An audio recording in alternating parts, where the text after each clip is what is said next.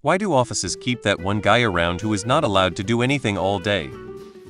Mike is somebody's cussing kid nephew whatever.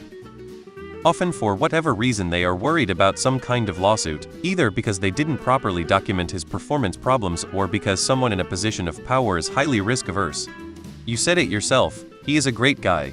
Meaning he's likable. I think it's as simple as that. You can be likable and useless and hold a job in an office for quite some time before people get fed up. One thing I will say, Mikes usually always eventually get filtered out when layoffs, downsizing, new manager, whatever. Every office has one or two of these. Not very productive, but likable, so you keep them around. Also, they make everyone else feel more secure in their jobs. Lol. Mike's the office mascot, every team's got one. Fear of lawsuits. At this point, he's been allowed to fuck up for so long, it would be hard for the business to justify canning him for it now. He'd probably lose in court, but it's cheaper to keep him around than to fire him and get sued. State federal benefits and kickbacks. There's all kinds of tax breaks or insurance assistance programs for hiring above a minimum number of employees or hiring employees with disabilities or from disenfranchised groups. If he's the sole employee making the company qualify for these benefits, the money being saved on taxes and insurance may end up being way more than they are currently paying Mike in salary. As long as he's willing to sit around doing nothing at the pay scale he's on, he ends up being a net positive to the company financially, so they'll likely keep him around. Mike is related to someone important. Just don't tie his red stapler, perhaps avoiding them EEO lawsuits, especially since he has been vocal about meds being adjusted and perhaps has his disability on file with HR. Yeah, you can find a way to fire an underperformed with a disability. But unless someone well-versed in that law, can he be in for it? I would like to know this. Is it nepotism, incompetence, or sheer laziness on part of the management? There was a guy who was hired to be in another department, but the manager there fired him pretty quickly and somehow he ended up in our department.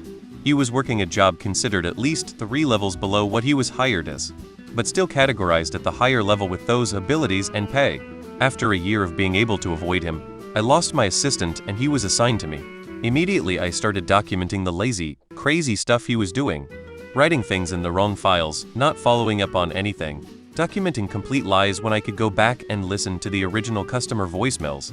When I first brought it up, my supervisor did not want to listen. She said, he's been trained on this. So I started sending her and the manager an email every day with names and dates of his mistakes. He would continuously say he didn't know how to do something, and I would have the names of 3 separate people who had reviewed that very task with him.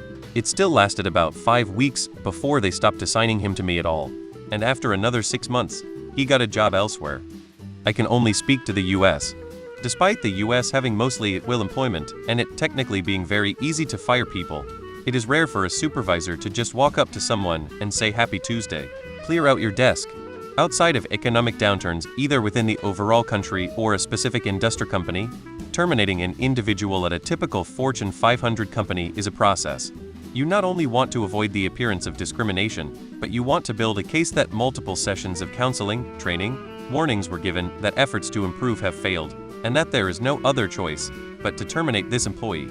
In some states, this also means that because the employer has gone to length to document this employee's performance and their lack of improvement, they won't even need to pay for unemployment insurance. Basically, it's a process. It can take several weeks or even months. But OP's management is likely aware and is building a case. Maybe they forgot about him, like Milton in Office Space. Or he worked himself into one of those work to become irreplaceable type positions somehow.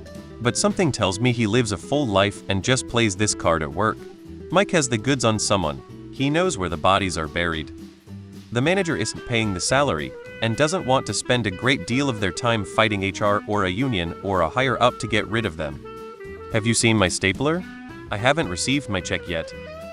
Looks like you've been missing a lot of work lately. I wouldn't say I've been missing it, Bob. I don't know why our Mike hasn't been fired yet, but when she is, she won't be replaced, so I'm dreading it as much as I look forward to it. She does fuck all, but what little she does takes the edge off. Mike has a disability that makes getting rid of him very tricky.